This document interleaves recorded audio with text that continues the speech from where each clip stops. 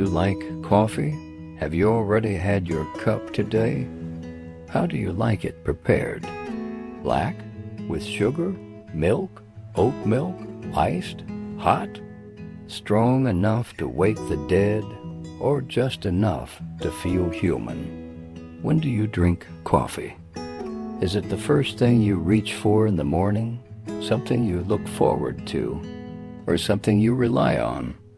Why do you drink coffee? Is it for the taste, the warmth, the ritual? Or is it because without it, the day feels heavier?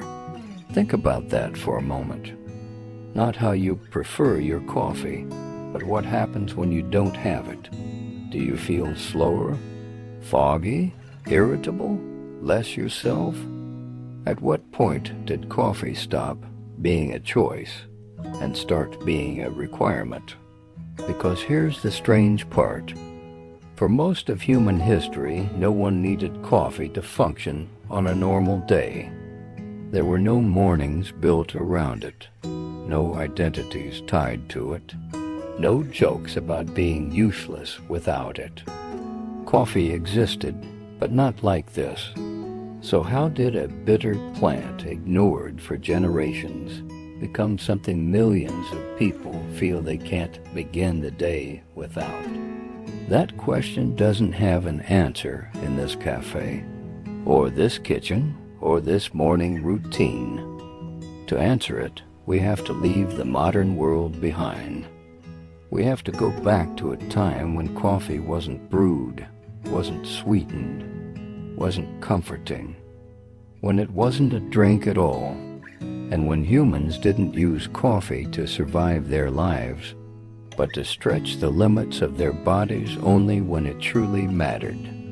The first known human encounter with coffee likely happened more than 1,000 years ago, sometime around the 9th century in the highlands of what we now call Ethiopia. There is no exact date, no written recipe, no name attached to the moment. But we know the conditions. This discovery wasn't driven by curiosity. It was driven by exhaustion. Life in the Ethiopian highlands demanded movement. Herding animals, walking long distances, physical labor that ended only when the body gave in. Energy wasn't managed, it was spent. And in that kind of life, patterns matter. People noticed something strange. Animals that ate small red cherries from a particular plant didn't slow down when others rested. They stayed alert, restless, awake longer than expected. At first, this wasn't exciting. It was suspicious. Humans have always been careful with unfamiliar plants. Many berries kill, many roots deceive. So the first contact with coffee wasn't enthusiastic. It was cautious, almost reluctant. Someone chewed the cherries, slowly, waiting. The taste was bitter, sharp, unpleasant. Nothing about it invited a second bite. And for a moment, nothing happened. Then later, not instantly, fatigue loosened its grip. The heaviness in the limbs faded. The pull of sleep retreated. That delay mattered, because it meant the effect wasn't imagined. It lingered. It could be noticed, compared. And that's why coffee was tried again. Not because it tasted good, but because it worked. This is coffee's first purpose in human history. Not pleasure, not routine, not comfort. Endurance. Early coffee was food, not drink. The beans were crushed and mixed with animal fat into dense energy balls. Primitive, portable fuel eaten before long journeys, long herding days, or moments when stopping simply wasn't an option. Coffee wasn't consumed daily. It wasn't shared socially. It wasn't loved. It was used, and that mattered. Because this early relationship with coffee was built on restraint. You didn't take it because you were tired. You took it because you had to keep going. Coffee at this stage wasn't part of culture. It was part of strategy, and strategy spread. Not through trade at first, but through observation. Through people noticing who lasted longer, who stayed awake, who didn't stop when others had to. That's how coffee became known. But for a long time, it stayed local. There was no reason for it to travel far. It wasn't a luxury. It wasn't a flavor. It wasn't something outsiders would seek. So what changed? Geography. The Ethiopian highlands sit near one of the most important natural corridors in the ancient world. The Red Sea, narrow, navigable, constantly traveled. The Red Sea connected Africa to the Arabian Peninsula. Traders crossed it for incense, spices, animals, stories. People moved. Ideas moved. Habits moved. Coffee didn't cross the Red Sea because people wanted to sell it. It crossed because people carried it with them. Something that worked wasn't left behind. And when coffee reached Yemen, it met a completely different human problem. Not exhaustion from labor. Exhaustion from wakefulness. In Yemen, among Sufi communities, staying awake was not a side effect. It was the goal. Long nights of prayer demanded attention, focus, and endurance of the mind. Chewing beans and eating fat no longer made sense, so coffee changed. Beans were roasted, not for flavor, but to concentrate their effect. Crushed, not to eat, but to extract. Boiled, not to nourish, but to deliver wakefulness quickly. This was the turning point. Coffee stopped being food and became a drink designed to keep the mind awake. It was consumed at night, before prayer, before hours of stillness and focus. And for the first time, coffee was shared. Not because it was enjoyable, it was still bitter, but because its effect was stronger when experienced together. People stayed awake longer. Conversations lasted. Thoughts stretched.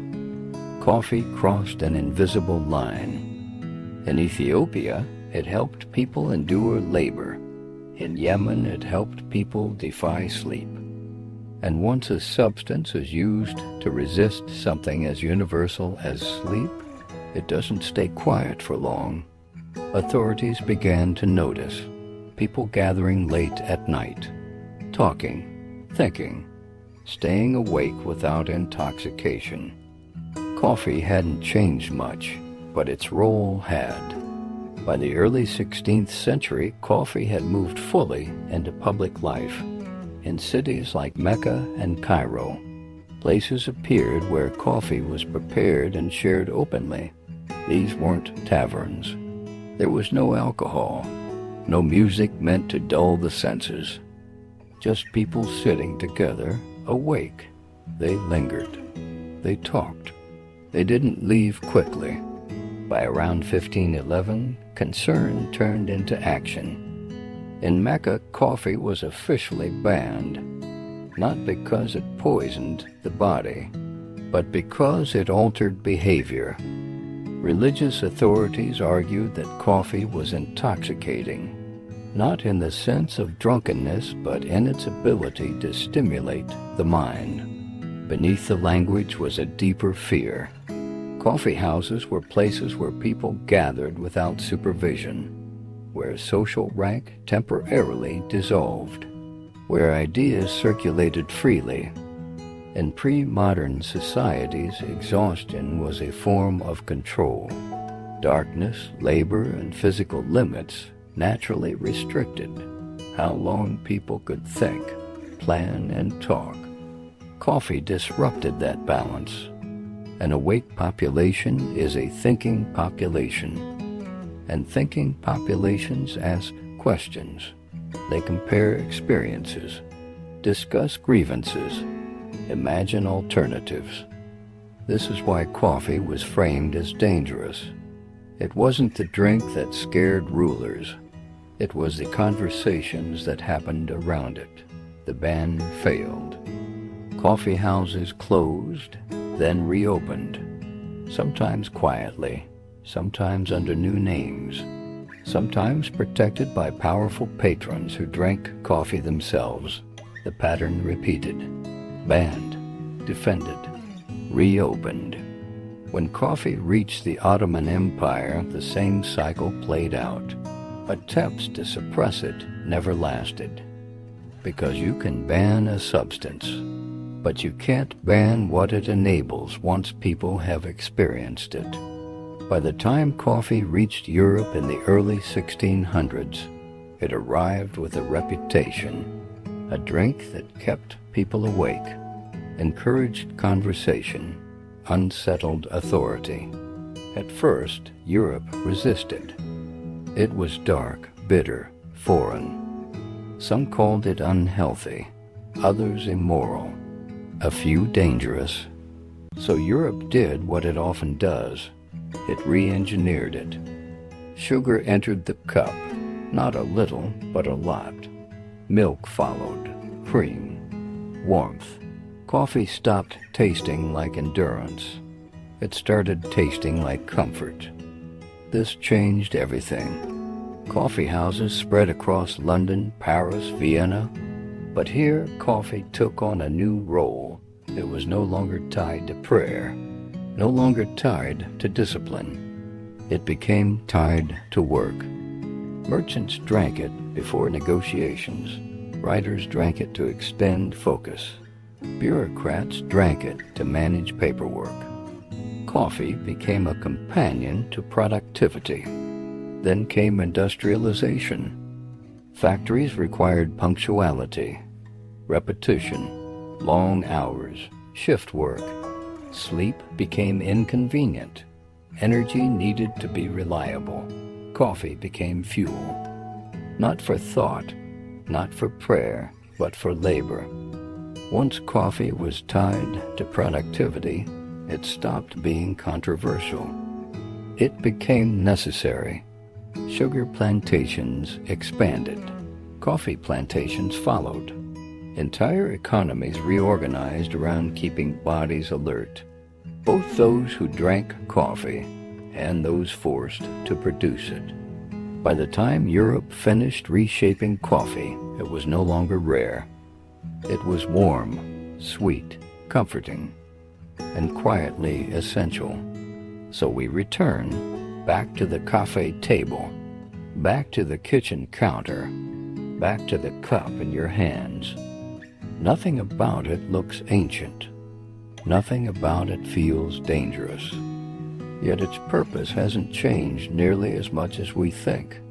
The herder used coffee to keep moving. The mystic used it to stay awake. The merchant used it to extend focus. The factory used it to stretch the workday.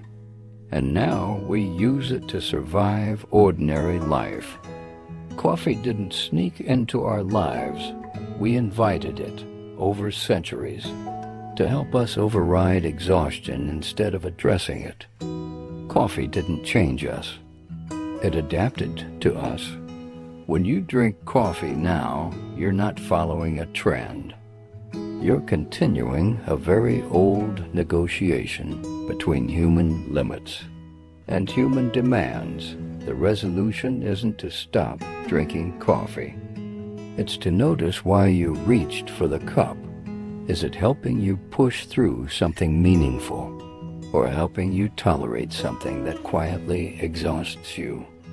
That answer won't come from history. It comes from the moment you notice.